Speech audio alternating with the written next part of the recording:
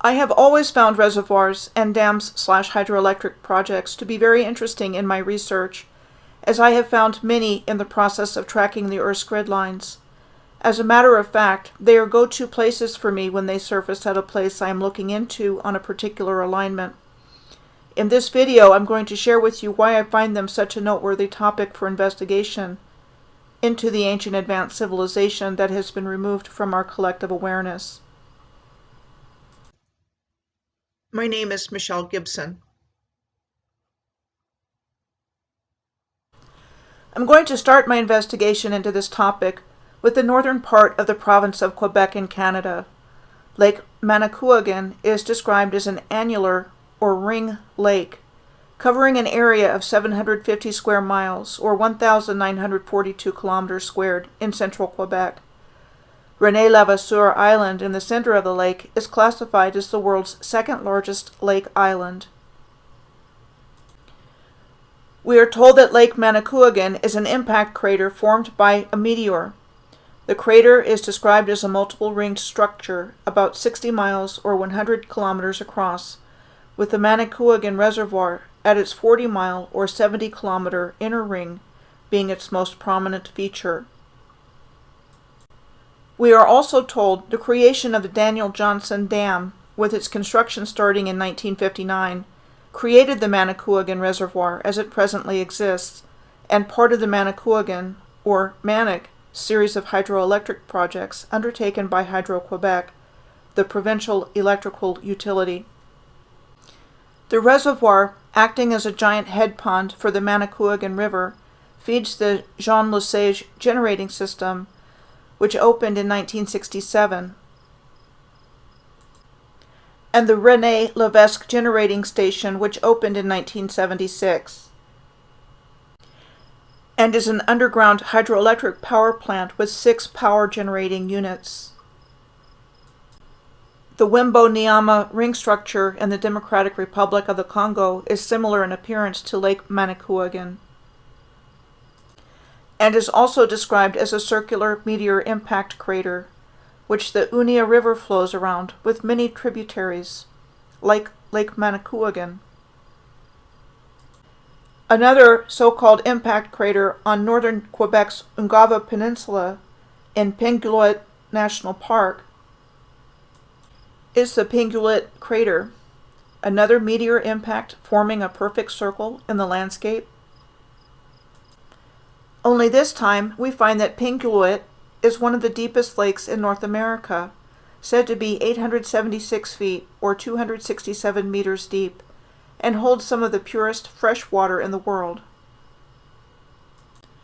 Compare Pinguet with the Bacalar Cenote Azul on the Yucatan Peninsula, not far from Chetumal, Mexico, said to be 295 feet or 90 meters deep. My understanding about the planetary grid system is that it was intentionally created in accordance with sacred geometry, and that everything on it has meaning. When I realized that both of these deep circular wells are on peninsulas, on the same alignment I was tracking off of Algeria, I was guided to connect them with Algiers on the world map. While Algiers may not be the third point of what could be an equilateral triangle relationship in the middle of the Atlantic Ocean, there does appear to be an isosceles triangle relationship, one where two sides are of equal length between these 3 points. One of the largest hydroelectric systems in the world, the James Bay Project, is a series of hydroelectric power stations on the La Grande River in northwestern Quebec. The red dots on the map show where the James Bay Project's power generating stations are located. Not without controversy, particularly regarding First Nations land claims in the region, we are told that by 1986, the largest power stations and reservoirs were mostly completed, including the Robert Bourassa generating station, said to have been built between 1974 and 1981, named for the Premier of Quebec who gave the vital political impetus to the James Bay Project. Some interesting things to note about the Robert Bourassa generating station. It uses the reservoir and dam system of the Robert Bourassa Reservoir to generate electricity.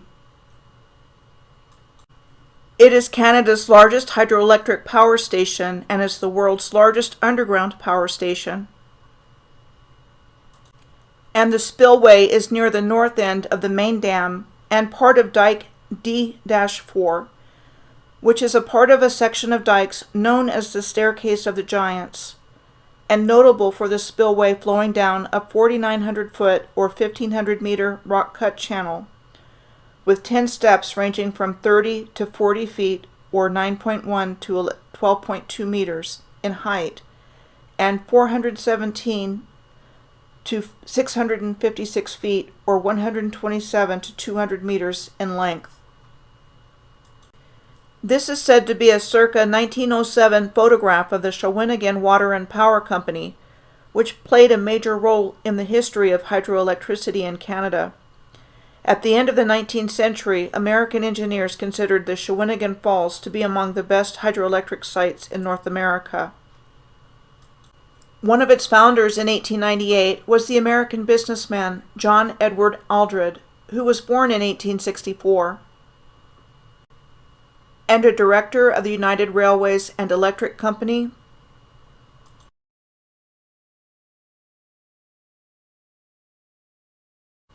a president of Baltimore's Consolidated Gas, Electric Light, and Power,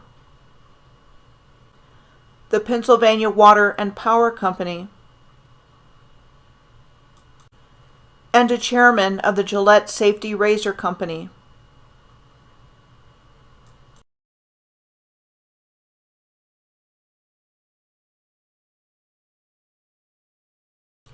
Another founder of the Shawinigan Water and Power Company was Andrew Frederick Galt, an Irish-born Canadian merchant, industrialist, and philanthropist, born in 1833 and known to history as the Cotton King of Canada. Andrew Galt was born in 1833 and emigrated with his family to Montreal in 1842. His father was said to have died of cholera 9 months later, and his mother returned to Ireland. He and his brothers stayed in Montreal, and starting in 1853, Andrew Galt entered into a partnership in wholesale textiles with a man named Stevenson, and ultimately went into partnership with his brother Robert, forming the Galt Brothers and Company. Now the Hotel Galt, this building was said to have been the location of Galt Brothers and Company store and warehouse building, built, we are told, in 1871. Then, in the early 1870s, he went into business with his brother Matthew, investing in cotton textiles, and they invested in a cotton mill in Cornwall, Ontario, known as the Stormont Manufacturing Works. Galt also had investments in beetroot sugar manufacturing, silk manufacturing, woolen mill companies, the Citizens Gas Company in Montreal, manufacturing companies, and electric light and tramway companies.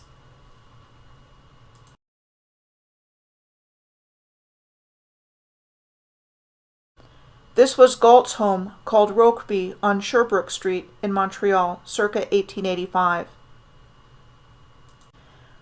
I am bringing up these two founders of Shawinigan Water and Power Company to show you how wealth, power, and control of utilities and amenities was consolidated into the hands of a few individuals early on in the new historical narrative we were given, of which the official start I have come to believe was the 1851 Exhibition of the Works of All Nations, held in the Crystal Palace in London. All of this was part of the process of restarting the existing infrastructure of the original ancient civilization in order to create the world in which we are living in today, where power and control were consolidated in the hands of a few, and upon whom, like in this example, we are required to pay for things like razor blades and cotton fabric for clothing, as well as electricity and water. The people with the money had their hands in all of the action. The Churchill Falls Generating Station is in the province of Labrador and is an underground hydroelectric power station. It is the 10th largest in the world and the 2nd largest in Canada after the Robert Bourassa Generating Station in Quebec. Rather than a single large dam, the plant's small wood reservoir is contained by 88 dikes, totaling 40 miles or 64 kilometers in length.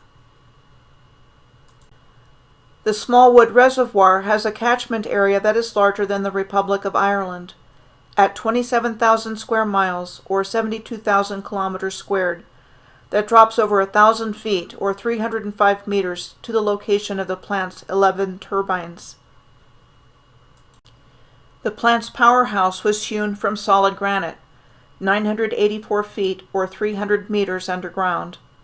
We are told construction began in 1967 and was completed in 1974, costing almost $1 billion Canadian dollars to build.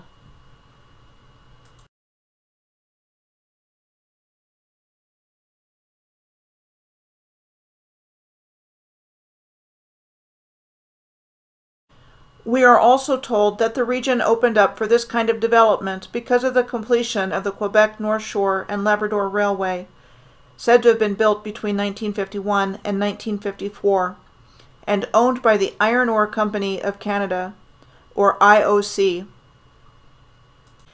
In 1958, the IOC opened the Wabash ore body near Labrador City, and that one and other iron ore reserve locations were developed through the region.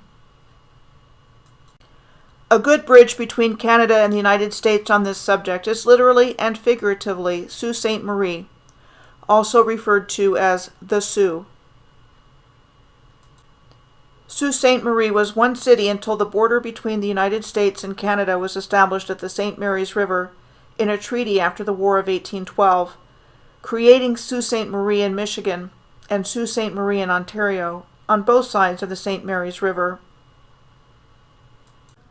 In Sault Ste. Marie, Michigan, the Edison-Sioux Electric Company Canal, also known as the Edison-Sioux Power Canal, supplies the St. Mary's Falls hydropower plant, an 18-megawatt, with capacity up to 30-megawatt hydroelectric generating plant. Made from sandstone masonry, it was said to have been built under the supervision of the U.S. Army Corps of Engineers, starting in 1898, with operations starting in 1902, and is one of the oldest continuously operating power plants in North America. Just want to point out the doors in the middle of the building above ground level. Seems to be an odd location for a full-size set of doors. The water velocity of the power canal varies at times, but can be up to 7 miles per hour or 11 kilometers per hour, with the entrance being controlled by 4 steel head gates. The first locks were said to have been built here in 1855 and operated by the state of Michigan until transferred to the U.S. Army Corps of Engineers in 1881, who owns and maintains and operates the St. Mary's Falls Canal, within which the locks are located. There are 2 hydroelectric powerhouses next to the Soo locks, together generating 18.4 megawatts for the Soo Locks complex. The Sault Ste. Marie International Bridge runs between the United States and Canada, which permits vehicular traffic to pass over the locks. It is the northern terminus of I-75, which goes all the way to Miami, Florida. The Sault Ste. Marie International Railroad Bridge runs adjacent to the International Bridge, and was said to have been built in 1887. It has a vertical lift bridge and swing bridge feature as well. Really sophisticated engineering feats for the times. Next are the St. Mary's Falls, of which the international boundary goes through the middle. In the right foreground of this photo, in front of the international bridges, are what are known as the compensating works. They consist of 17 piers and concrete aprons, bearing on sandstone bedrock. Piers 1 through 9 are in Canada, and piers 10 through 17 are in the United States. These were said to have been constructed between 1913 and 1919, with World War I occurring between 1914 and 1918, and has an extremely sophisticated sluice gate and gate machinery system. On the Ontario side of Sault Ste. Marie is the Great Lakes Power Canal.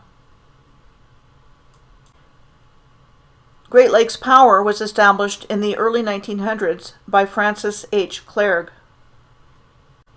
He was another one of those early businessmen in on all of the action. Francis H. Clerc was the leading industrialist of Sault Ste. Marie, Ontario in the late 1800s and early 1900s. In addition to Great Lakes Power, he established the Sault Ste. Marie Pulp and Paper Company in 1895.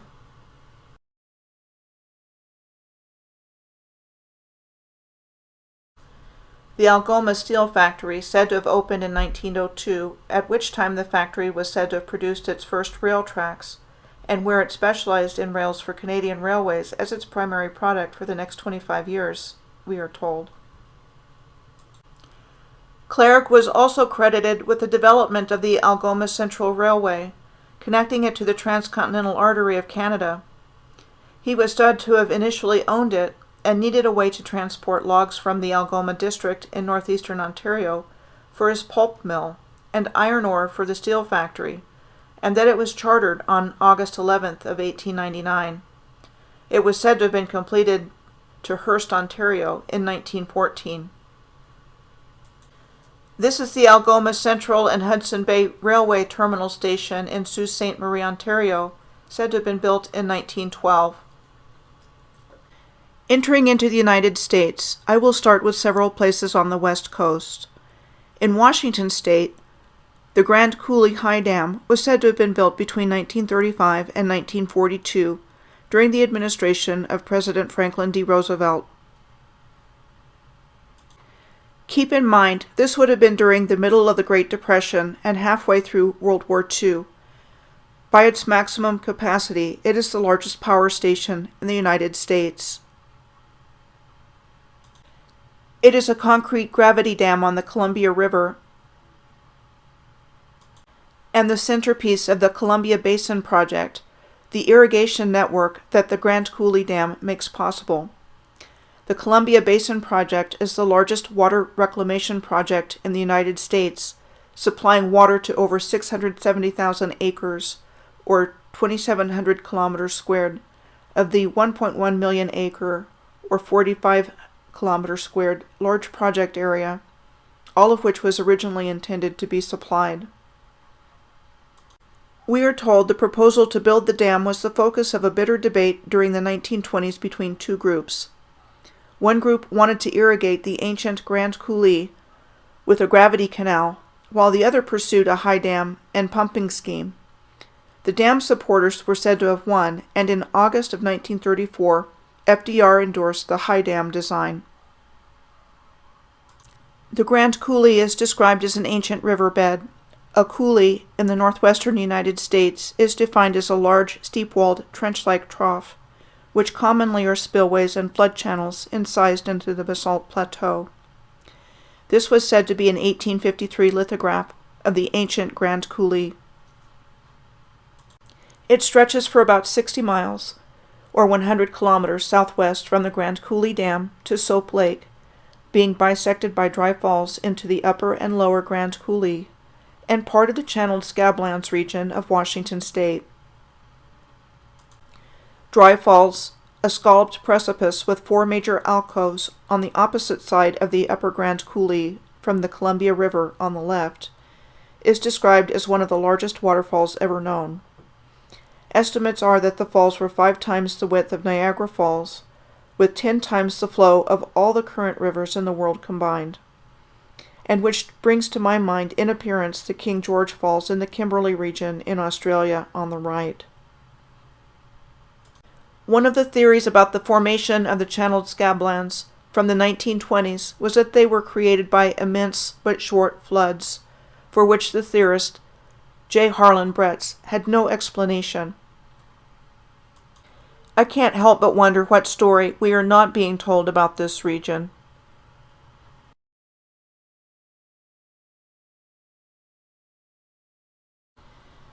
The Chief Joseph Dam is further west along the Columbia River at Bridgeport, Washington, from where the Grand Coulee Dam is located, and is a concrete gravity dam, with construction said to have begun in 1950 and completed in 1961. Operated by the U.S. Army Corps of Engineers for the Bonneville Power Administration, it is the 3rd largest hydroelectric power producer in the United States. As a run-of-the-river dam, which is not able to store large amounts of water. Water flowing to the Chief Joseph Dam from the Grand Coulee Dam must be passed on to the Wells Dam. The Wells Dam is a hydroelectric dam on the Columbia River, downstream from the confluence of the Okanagan, Methal, and Columbia Rivers. It has been open and producing electricity since August of 1967.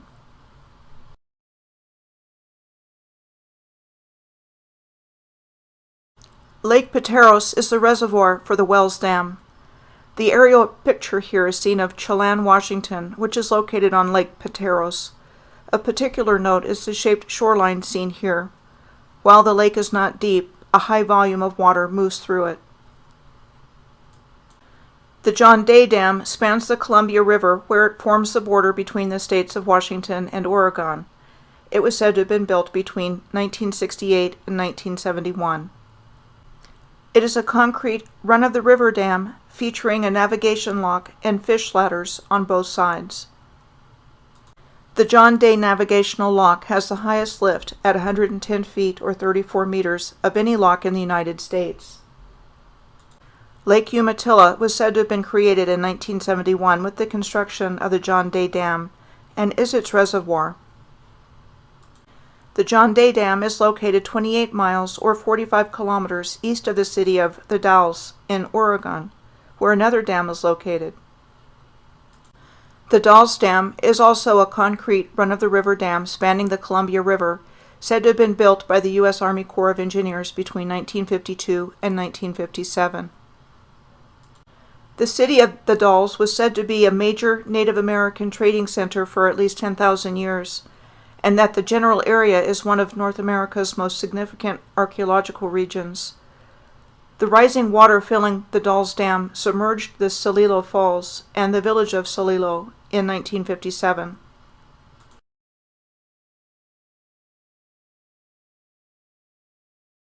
The economic and cultural hub of Native Americans in the region, and said to be the oldest continuously inhabited settlement in North America.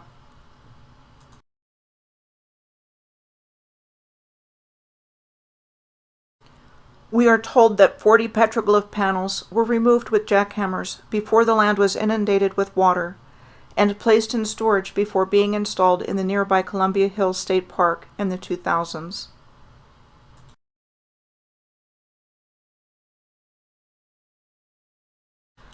I have long suspected that the fate of Celilo was the fate of many ancient sites, and was among the first ahas of this particular journey for me, when I was living in Oklahoma between 2012 and 2016.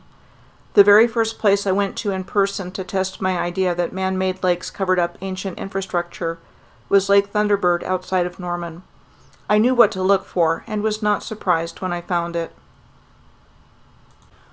What my research is leading me to conclude now is that the hydrological engineering technology was pre-existing too, and the construction was just restarted for present-day use in the creation of a water supply and the cover-up of ancient infrastructure. At any rate, Lewis and Clark of westward expedition fame were said to have camped for 3 nights near Celilo at the Rock Fort campsite, described as a natural fortification, in late October of 1805. As a matter of fact, the historic Granada Theater in downtown The Dalles is on the Lewis and Clark Trail and still in use as a theater today. It was said to have been built in the Moorish Revival style between 1929 and its opening in 1930, and is famous for having been the first theater west of the Mississippi to show a talkie. Various fur trading companies were said to have been active in the region around present-day The Dalles, starting at around 1810, and this continued on with growth of trading networks like that of the Hudson Bay Company, starting in the 1820s through the 1840s. This is the full Hudson Bay Company mural in The Dalles. We are told that in 1850, the United States Army founded a small post at the site of an old mission that was here, and that a post office was established within the city's current boundaries in 1851. The Dalles was incorporated as a city in 1857. A neighborhood in southeast Portland is named Mount Tabor, which is also the name given to an extinct volcanic vent and park located there. Portland is said to be one of 6 cities in the United States to have an extinct volcano within its boundaries. It was said to have been named after Mount Tabor in Israel, the biblical site of the transfiguration of Jesus. We are told that the land making up the Mount Tabor volcanic butte was identified as an ideal site for reservoirs in the 1880s due to its ideal location as a water distribution system. The Mount Tabor reservoirs were said to have been built between 1894 and 1911.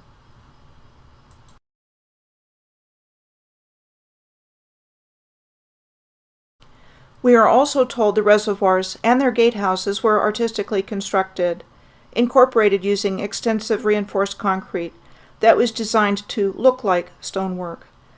2 early techniques with patents by engineer Ernest Ransome. We are told that John Charles Olmsted, stepson and nephew of famed landscape architect Frederick Law Olmsted, was in Portland in 1903 to help design the 1905 Lewis and Clark World Exposition, said to have been held to celebrate the centennial of the Lewis and Clark expedition, for which all of the buildings were said to have been designed for the exposition after its site was selected in September of 1902 at Willamette Heights, which was described as a grove of trees, of pasture, and waist-high stagnant water at the site's center.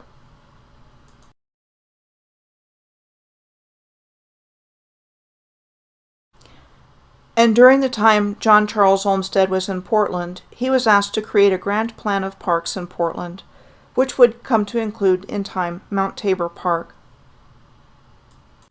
Before I head over to the east coast of the United States to look at noteworthy reservoirs and dams there, I would be remiss if I did not stop at the Hoover Dam to take a look. Hoover Dam is a concrete arch-gravity dam, said to have been constructed between 1931 and 1935, during the Great Depression, and which caused the deaths of over 100 workers.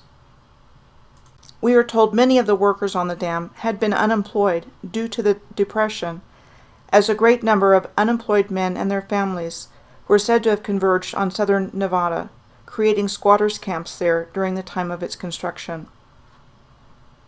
It is located in the Black Canyon of the Colorado River, on the border between the states of Nevada and Arizona. The Hoover Dam's reservoir is Lake Mead, the largest reservoir in the United States by volume when it is full. There are 2 details I would like to point out about the Hoover Dam. The first is that the timeline for Ames shovels includes helping to build the Hoover Dam. I am curious as to exactly where all those shovels came into play, building the Hoover Dam, with all of that hard rock, water, and massive infrastructure seen here. What were they digging? The other thing I would like to point out is the star map at the Hoover Dam Memorial on the Nevada side of the complex. It was said to have been created by Oscar J.W. Hansen, a Norwegian-born naturalized American citizen. Inlaid into a terrazzo floor, which consists of chips of marble, quartz, granite, and glass, poured together with a binder, is a star chart said to preserve for future generations the date on which FDR dedicated the Hoover Dam on September 30th of 1935. In this celestial map, the bodies of the solar system are said to be placed so exactly that those versed in astronomy could calculate the precession of the pole star for approximately the next 14,000 years. There is even an inlay showing that Thuban was the pole star for the ancient Egyptians at the time of the Great Pyramids. I just find all of this about the star map being inlaid into the Hoover Dam complex, to memorialize the building of it for future generations, to be able to tell when it was built in precessional time, which measures an approximately 26,000-year cycle of time, to be very, maybe the words I'm looking for are out of place. It just seems very strange to me to be coming from people in our relative day and age who aren't oriented to astronomy and measuring the cycles of time, which the ancients very much were into doing. This is the ancient Mayan observatory at Chichen Itza. The ancient ones faithfully tracked the stars over incredibly long cycles of time. Here are some notable places I have identified from my research on the East Coast.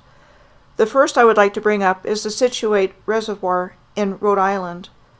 The Situate watershed and reservoir system has 6 tributary reservoirs, which provide the drinking water for 60% of the state's population.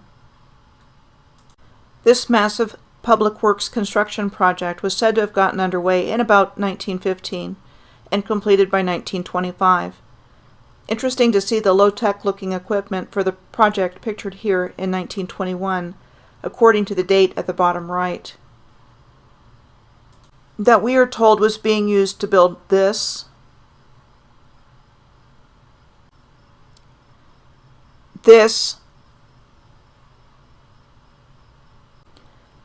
and this. On top of that, World War I was happening at the beginning of that time period. The next place I'm going to take a look at is the Jacqueline Kennedy Onassis Reservoir in Manhattan Central Park, a decommissioned reservoir that was said to have been built between 1852 and 1862, with the Civil War taking place between 1861 and 1865, to receive water from the Old Croton Aqueduct. The Old Croton Aqueduct, said to have been built between 1837 and 1842, originates in Croton in Westchester County and is 41 miles or 227 kilometers long.